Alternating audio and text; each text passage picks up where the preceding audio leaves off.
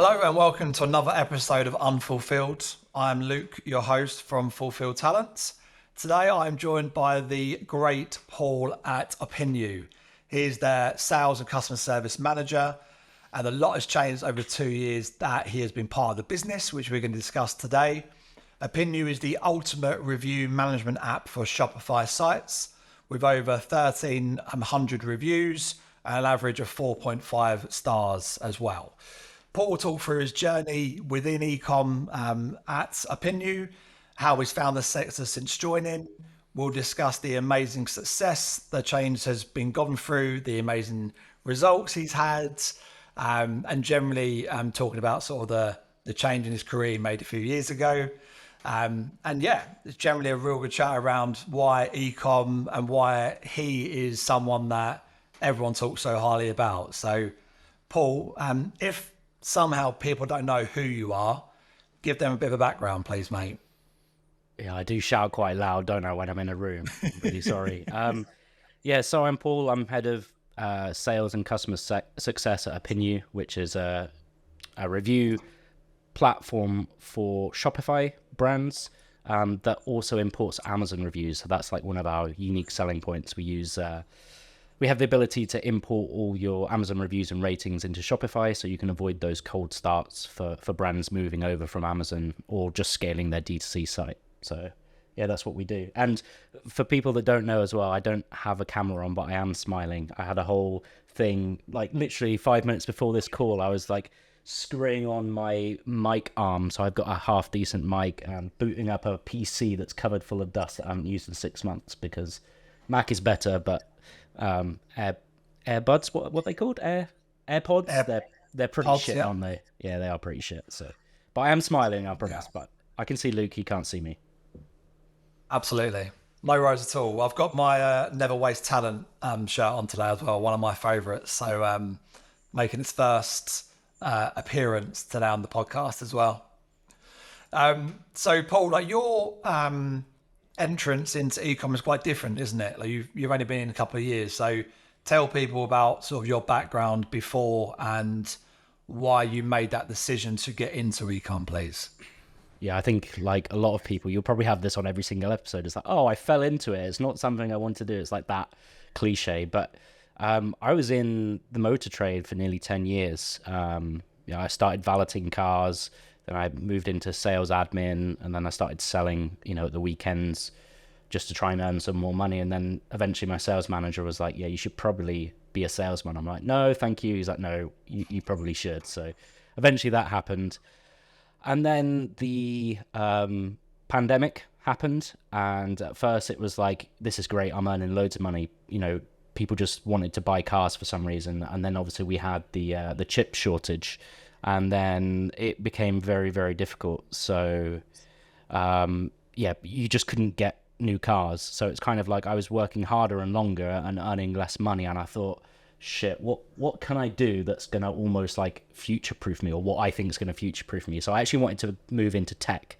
I thought like, yeah, if I can move into tech, I think, software, that's going to be really good. And I spent ages like researching how to like learn how to code. I started learning like JavaScript and I was like, actually, if I'm honest, I'm probably not very good at this at all. And like, it's going to take me fucking years to get anywhere near earning potential with this. And I thought, I'm an idiot. What am I doing? Why don't I use like the skills that I've already built, like selling, and then transfer that? And that's how I came to like customer success, because just to give you a little bit of background, like the dealership I worked in was like very much a family run business. So it was kind of like, you probably think of car salesmen like dodgy people that just want to sell you something. But here it's kind of like, you don't make money unless you look after customers, because you get the business from the repeat customer. So you have to know how to look after a customer. I think that really set me up well for what I do now, because again, with the SaaS product in tech, it's very much about retaining customers and increasing that lifetime value. So I think that's what really helped me for sure. Nice. And how have you found that the switch? Have you think you found your calling, if you will? I think so, but then I thought that about the motor trade. So it's kind of like, I think anything I've always done, I've always been like, I've always wanted to, again, cliche. I was told myself I wasn't going to say any of these, but like I always wanted to be the best at it. Like I wanted to like learn Yeah. the industry. I wanted to be the person that people go to ask questions, because it's a really nice feeling. Maybe it's an ego thing, probably, um, but yeah, with tech, Hence why you're in sales. yeah, probably, yeah. But with tech, it's kind of like it's something that I didn't think I'd enjoy, especially working remotely. That's been the biggest change for me. As you know, I'm now a dad. So Yes. being able to like work remotely has been a life changer for me. I remember like the first week starting at Opinew was, or I think it was like the second week or something. And I thought, right, I've got nothing to do at this moment in time. Gone are those days, but I've got nothing to do at this moment in time. I'm going to go shopping. So I nipped over to Morrison's and did my shopping, and I got a call from my boss, and I thought, oh fuck, here we go. And he said, oh, I need such and such. And I said, yeah, that's fine. I said, I'm actually just in Morrison's. And he's like, oh, dude, sorry. Yeah, you should have said, just do it when you can. Just let me know when you're back. It's fine. I'll put the phone down. Sorry for disturbing you. And I'm thinking, holy shit, this guy's paying me right now. And he's like, I'm sorry for disturbing you shopping. And that for me was just like a big light switch to say, this guy respects my time, so I need to give back to him. So it's kind of like, instead of being forced to work a 9 to 5, even when you're not productive, or it's actually 8 till 6, I was given the freedom to work when I want. So it really inspired me to go, I'm going to give back, and it makes you work more, which is really nice. Yeah. Yeah, absolutely. And obviously, things have changed quite dramatically since you joined Opinew as well, right? In terms of where they are now in comparison to 2 years ago, not just from your incredible performance, which we'll probably go through a bit around like how you've been able to improve like the revenues within the business, but like for people who haven't seen the news over the last couple of years about Opinew, like can you tell people the changes, please? Yeah, it's been pretty crazy. We've doubled MRR, and again, I'd like to say that was all down to me, but it's not. It's Of course it definitely a was. team effort. Yeah, I'll put that on the CV eventually. Yeah, but but yeah, we got acquired by a company called ShopCircle, which are I'm sure most people have heard of them now. Number one tool operator of e-commerce tools, just expanding. Just got another round of funding as well, which is really great. Another $120 million, Yeah. not a small amount. But yeah, we're aiming to be the number one go-to solution for all Shopify merchants and agencies, and then also expanding into Amazon tools and other e-commerce tools as well. So that's been huge for us to also pull in from like talent from their team and also share our experiences with all the other apps. I think we're at like 35 Shopify apps now, probably even more. But I know there's at least 5 or 6 more by the end of this year as well, big ones as well. Wow. Wow. Okay. And that's meant what for you in terms of the data layers? Has much changed since ShopCircle came over and took acquired the business, or has it been almost like BAU and you've been left to just grow Opinew as its own like app as such? Yeah, I think the directors have been pretty smart, Jean Maria and Luca. I think they're kind of like, they're buying businesses that have got good growth and good profit potential, and they've sort of said, why would we mess up the team there when they're already doing a good job? So they've kind of left it to us as such. There are certain things that we're sharing, which is really good. So they also acquired Whole Caps, which have a massive support team network. So it's all about like those operational efficiencies, which has been really interesting. So integrating with their support team rather than, making it disjointed and just trying to merge all the apps together to give like bundle offerings and things like that. I think they've been really clever about it, to be honest. And that's, I mean, obviously I've seen a lot of takeovers over the years, but that's quite a different take, isn't it? Because usually it's a case of, well, we'll let them crack on for 6 months post acquisition, but then we'll make those changes or move people about or whatever. But that's not the case with how ShopCircle work in general. I think it depends on each business. Okay. We have what's called business units now, so there's maybe a couple of apps looked after within one business unit owner. But we have had a really great product manager. We never had a product manager before, which was something we did actually. We had a guy called Oscar, but we've definitely accelerated that. And we've got a really talented product manager called Camilla now, who's hired by ShopCircle, but she works predominantly on our app and another app called Skypilot, which is a digital download app. But that's been Yeah. really great because, we've got really talented developers, and our CEO was a developer, but also managing everyone. But to have someone come in with experience and know how to manage their time, let the CEO, Thomas, like go off and do other things within Shop Circle and also just focus on making the app better. So that's been really great having those sorts of resources. Brilliant. Okay.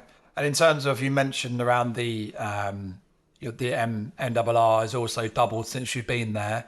Like, can you talk me through some of your, if you will, your processes and how you make sure that your customers are so well looked after? I know you said it's a team dynamic, but what are your, if you will, like key, if someone's just new into customer success and they're listening to you now, like what would you say are the biggest things that they need to make sure they consistently do for their clients? Yeah, I think customer success is like one of those buzz titles recently. I Yeah. think it's slightly different at every role. Mine's more like account management / customer success. But I think one of the key factors in terms of that growth was actually just looking at our existing customer base and finding where we can actually give them value aligned with the rest of the tech stack. So one really big example was fleshing out our Klaviyo integration. I can't remember what the percent is, but it's like a ridiculous percent, like 80% or higher of all Shopify Plus merchants are using Klaviyo. So it makes sense that if we want to attract those types of customers, we need to build those integrations that's going to be useful for their business. So that's what we did. We built it up, and then we went through our existing customer base that maybe weren't paying us what we wanted them to pay, but equally, as I said to the founder, we can't just make them pay more because they earn more money. Sales doesn't work like that. Hey, you earn money, give us money. Like, we have to give them a reason. So it's about fleshing out those features, aligning them with the plans that we want them to pick, and then presenting it to them in a way that makes it, so they can't refuse. So that's what we did. We went through our existing customer base and basically just made it, so they paid us more, but they got lots more value as well. So it was a win-win. That's probably the key thing. That's one of the first things that I personally did from coming. And that worked really well, I think. And it's still going on now. Like, you just keep improving that and keep improving the features and keep trying to upsell to your existing customer base. Because, again, there's the buzz phrase, cost of acquisition for customers is always going up. So if you can increase your average order value and your lifetime value of your existing customers, then you're onto a winner, right? Yeah, absolutely. What was the biggest challenges that you have faced since joining and the business are facing at the moment, would you say, within Opinew?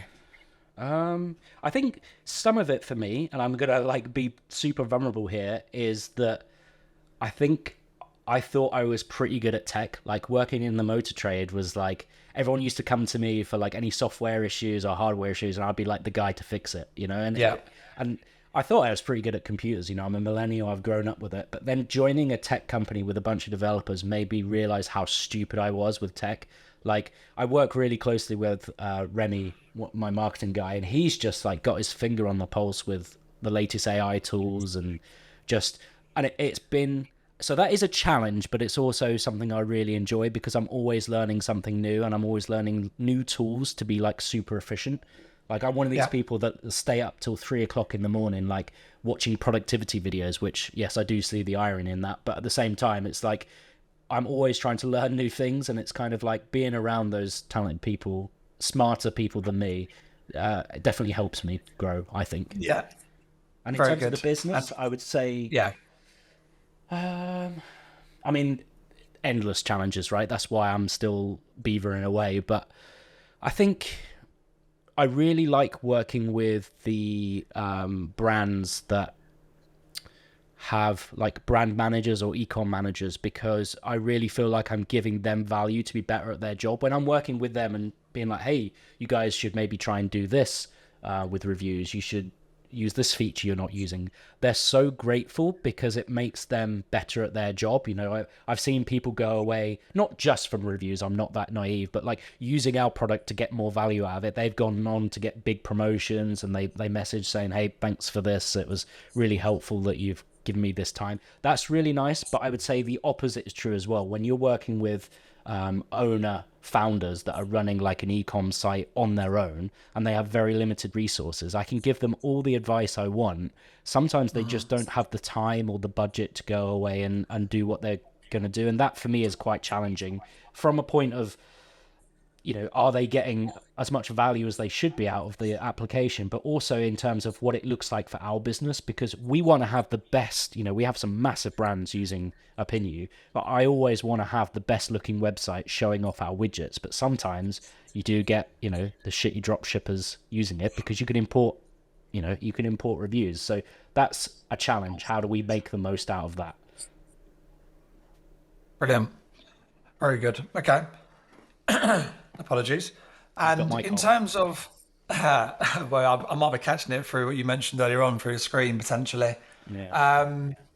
Talking about the success of Opinew, in terms of being able to deliver that great success, do you think it's come down to just the innovation that the product has always kept evolving, like you talked about, now allowing the Amazon reviews to sort of come across, to Shopify as well? Like, what do you think it is that is, why is Opinew the review rating app to go to? Why is it that pulls people to you, do you think? I think predominantly, yeah, it's that feature set. We're the only one that can import ratings as well as reviews. I won't, this is boring to 99.9% of people, but like there's a difference between an Amazon rating and a review. A review is text or photo based review, and a rating is just a star rating. So we can actually pull all those in bulk. There are other like shitty alternative copies, as there always are in Shopify. Like, a developer in Vietnam has made like an app that can import Amazon reviews like product by product. But we also have a feature that allows brands to do it in bulk. So for those bigger brands, that's what we're aimed at. We can just log into their Amazon Seller Central, push a button, and push all the reviews for all the different variants into Shopify, and also auto sync them. I think that's a big thing. So once we've imported once, you can just leave it to run on autopilot. So someone logs it, or someone buys one of your products on Amazon and leaves a review, it automatically gets pulled to Shopify after that first initial import. So that's really good. We also have a really cool feature, AI, use the AI buzzword, but it's called Smart Reviews, and it's an AI review assistant. And basically what it does, you imagine you've got thousands of reviews on all your products. You could get like a 5-star review that comes in that says, great product, fast delivery. But that, although it's a 5-star review, it doesn't actually do anything for me. It doesn't give me a hard on as a customer to go out and buy that product, right? Whereas what Smart Reviews does, it assesses all of the reviews for all of your products in real time and says, okay, which of these reviews is most likely to convert that customer? And it shows them on the first page, because actually the way people look at reviews is they look at the first maybe 1 or 2 pages. Even if you've got like 10k reviews, they're not going to sit there and read 10k reviews. That's sadistic. But they'll read the first 2 pages of reviews, so you need to make sure that those reviews are the ones that are going to capture the imagination and create that light bulb moment where customers are going to go, yeah, add to cart, I'm going to give that a go. But then it's also important that then they're going to view your 1 and 2 star reviews. So this is another challenge I have, right? People just assume they could, particularly with B2C brands, they can delete or hide their negative reviews. It's a big problem in the review space, and we hate it. But what people don't realize is that, removing those negative reviews makes it look so untrustworthy. I've seen brands showing reviews. It's like, oh, so you have 1,000 5-star reviews and no 1, 2, or 3-star reviews. I'm like, yeah, there's no way I'm buying from you, because that's just so fake. Whereas what you should be doing is replying to those reviews. Like, it gives you such a strong opportunity to showcase your customer support. The example I always give to brands is like, particularly when you're competing with your own products on Amazon, why should they buy it from your Shopify site? If you're not interacting with your customers. Whereas if someone leaves a negative review and you reply in a professional manner, most customers will understand, as long as you give a very good, satisfactory answer. People will go, hey, things go wrong, or maybe that customer's a Karen. You get that a lot. Like, it's fine to keep those reviews and reply to them. And as long as you're engaged with them, it shows that actually, if they're going to bother to reply to reviews, they're going to bother to send out my product quickly. They're going to package it safely. It's all those things. It's that it's like a standards thing. Like, just make sure you're doing all that shit. Yeah. Any horror stories you've seen in terms of like a 1 or 2 star review left and an owner or someone's come back with anything of the horror story yet? Like a response of, I I don't know, going back to a Karen, as you say. I think we've had a fair few in terms of, we've got very good, I think it's 4.9 star rating on the App Store, which is, Shopify apps are massive about getting reviews. I think we've had a couple of customers that have been, maybe not left us a review. I had one guy once message me and he said like, oh, you need to fire your support agent Daniel because he's terrible. And like when we looked at it, like he wasn't even using our widgets. He was using a competitor's widgets and saying that how shit they looked. We're like, dude, like you're using a competitor widget on your front end of your website. It's like, well, I haven't done that. Your team must have done that. I said, I can assure you that our team at Opinew has not installed one of our competitor apps on your website to showcase. It was like, yeah, and he was just going on and he replied in an email saying he changed his signature. That was it. So his signature was like owner or something of the business. And he changed his signature to owner and lawyer as if he was going to like sue. And I was like, man, and this is what I mean about some of the, so I love working with merchants because you really make a difference, but sometimes it can be quite difficult. And I'm sure we've all got stories where we've interacted with people who are just idiots, right? That's what it is. It's nothing to do with the industry. It's nothing to do with anything. Yeah. You get good people and bad people everywhere, but I would say that was a pretty crazy time. Yeah. Yeah. I can imagine that one being, I've seen plenty of reviews in my day because I've done pre-recruitment. I've been involved in many different product sales role, and as you say, like going back to reviews, like good and bad ones. Obviously, like you need to make sure you're doing both and not just replying to one end of the spectrum. But yeah, I've seen some like horror stories, I must admit. But yeah, Go on, then. I Give us agree. an example. Then this is your. I'm going to ask I'm you a trying. I'm question. trying. Yeah, put you Yeah, on the I mean, spot. yeah, absolutely. I'm trying to think of one of them to be fair, but I think it's more around like customers do try it on quite a bit is what we'd probably say, right? In terms of different sort of Oh yeah. sectors. A customer once I think said like, "Oh, your guy came over to ours like a sort of surveying sort of type company, and they did this and this in my house, and you've now caused this much damage." And then you sort of speak to the person who apparently was in the house, and absolutely not. Like we didn't go anywhere near that. Or then you probe and you go back to them and say, just so you know, we've carried out our own investigation and this is this, and you just hear nothing, hear crickets sort of back from them because they're literally just trying to get a £50 voucher, or they're trying to get a little bit off, or that got nothing better to do than make up stories. So there's say it's the joys of working in our game, right? You get some people who are incredible and you do anything for them and for that product, their service, but you get some who just try Take the piss. basically take the piss, yeah, in essence, yeah. That's very true.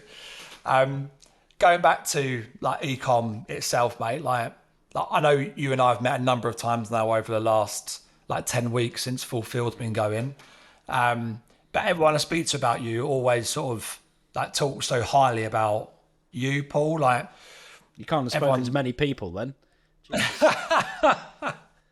no, I have, Name I them. have. Name them. I'll send them the money in the post.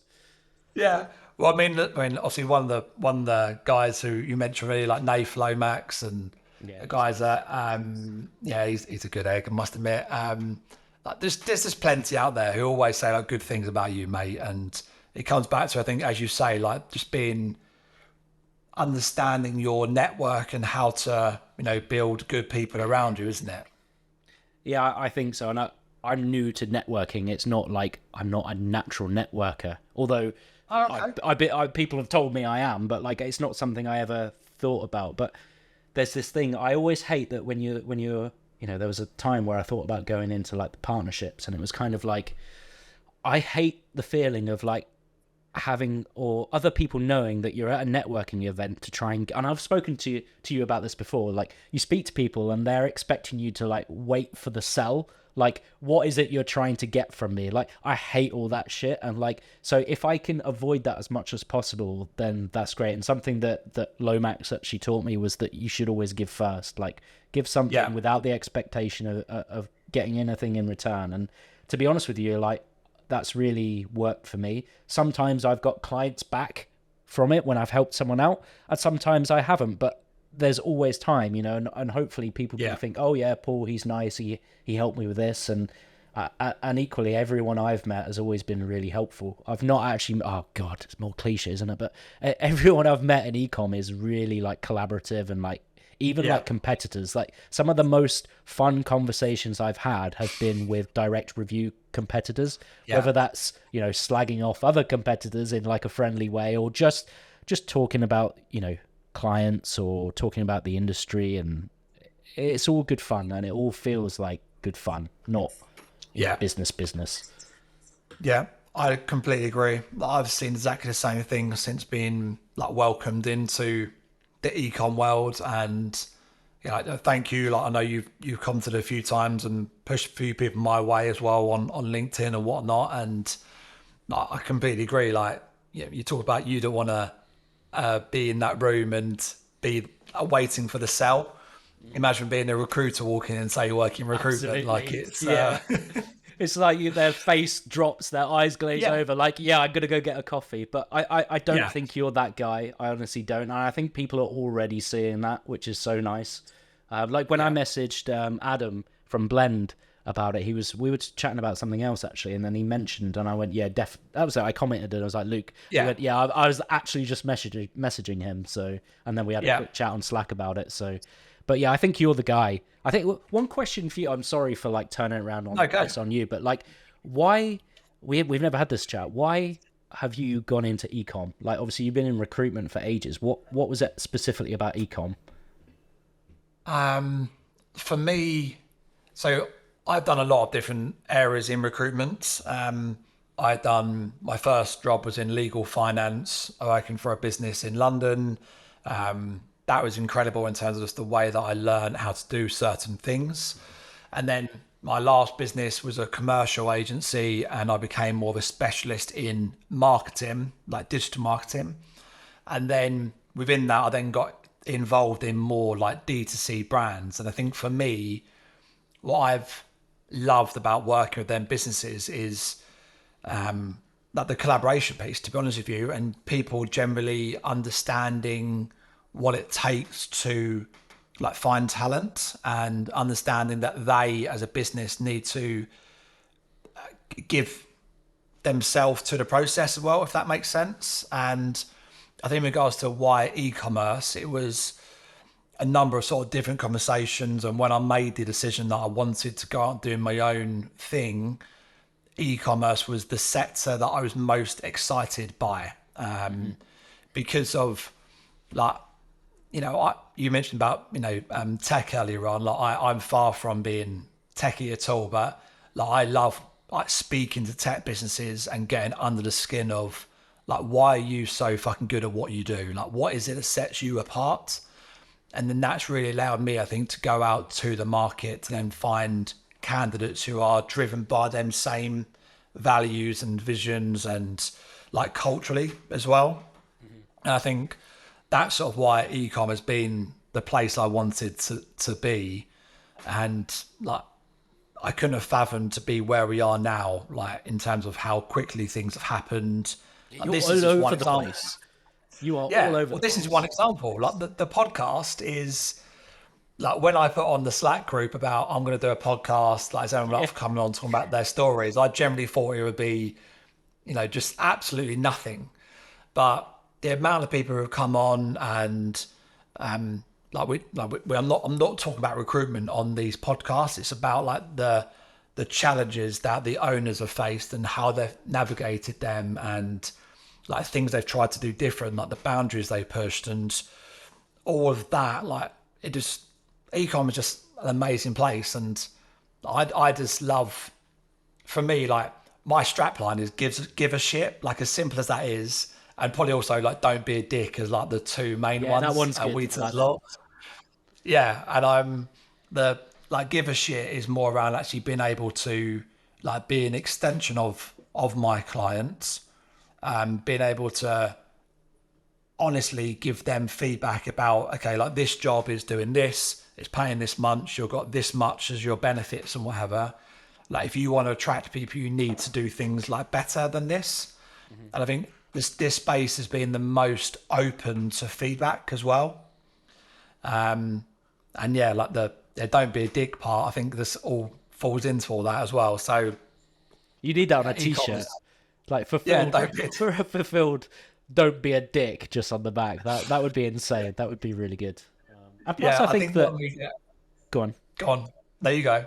I was going to say, I think as well, like when I looked back to like finding something that's sustainable for the long term, I think ecom is massively as well. Like there's a lot of Yeah, like naysayers out there. Like, yes, it's a tough market. It's very, very tough right now, especially after like the ecom boom during, COVID and stuff. But I think Luca, our director, like yeah, sums it up well whenever he has a meeting. He's like, just remember, like, ask yourself the question: in the next 5-10 years, will people be buying more or less online? And like anyone who answers less, like I want to know where they're fucking buying it from. Because yeah. yes, there's been a mini resurgence on the high street, but like I still think more people will be buying online. But there we go.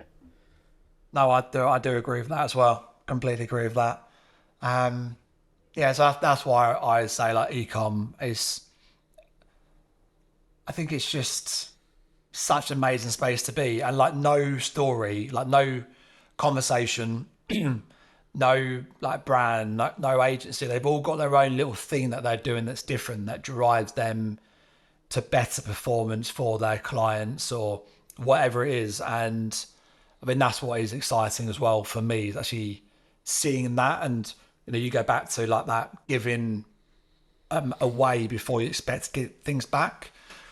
That's what I've been making sure I do a hell of a lot because, as you know, like pre-recording, I mentioned about the other sort of people who've been on this podcast and all the sort of different sectors and how they interlink and like it's just the ability to say you need to go and speak to like Paul at Opinew and here's why, and having that ability to give like a really solid recommendation to that brand and know the difference that's going to make and actually trust that you are going to give them like all of you as such to make sure that you deliver a great service to that client. And it's sometimes I think in other sectors when you're pushing other services you feel like you have to like think about different like networking events where you have to almost like refer your mates in that group. But like within this I think it's just I generally do believe that people like want that improvement in the sector across everything that we do.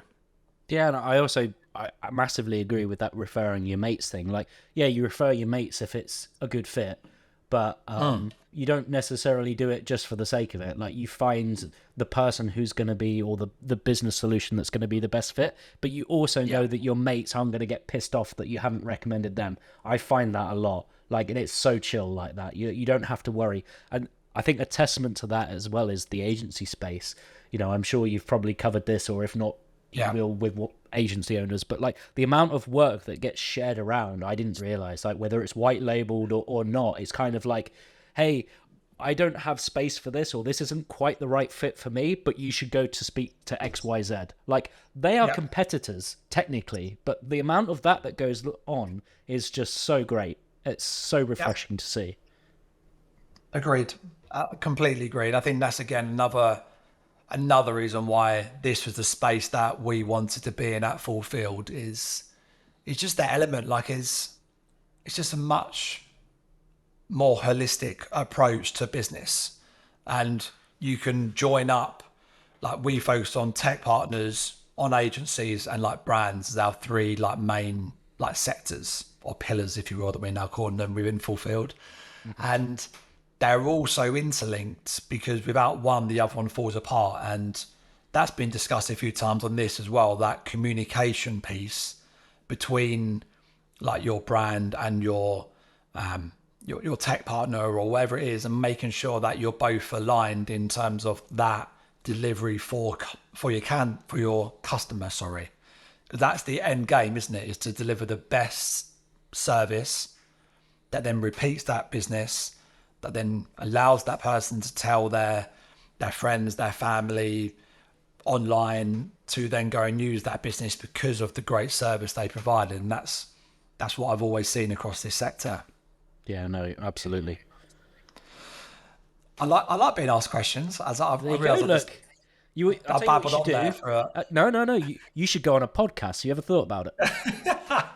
I've done one in the past, and then I'm now hosting them instead. But usually the questions are usually around like recruitment strategies and all this sort of stuff, which no one really wants to listen to. The thing is, do you find the same? Like, it's the same when I talk about reviews. I could talk about reviews all day, but I find myself pretty much saying the same like phrases and little notions over and over again. And for some people, like, they might find it interesting, but for me, like, it does get a little bit boring. Like, reviews can be complex, but fundamentally they're pretty straightforward, and they've got a pretty low level of best practice tips. Like, it's pretty easy to follow.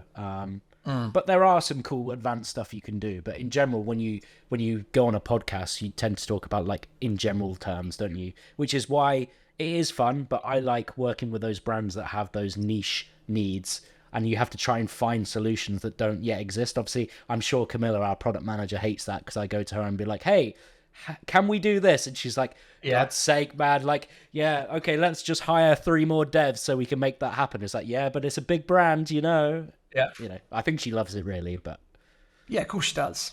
Shout out to Camille, right? Yeah.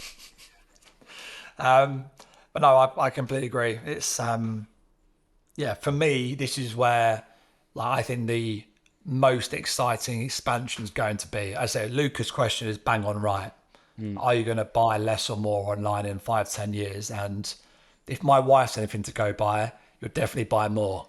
Yeah, I know. Honestly, like, just quickly talking about being a dad, how expensive is that?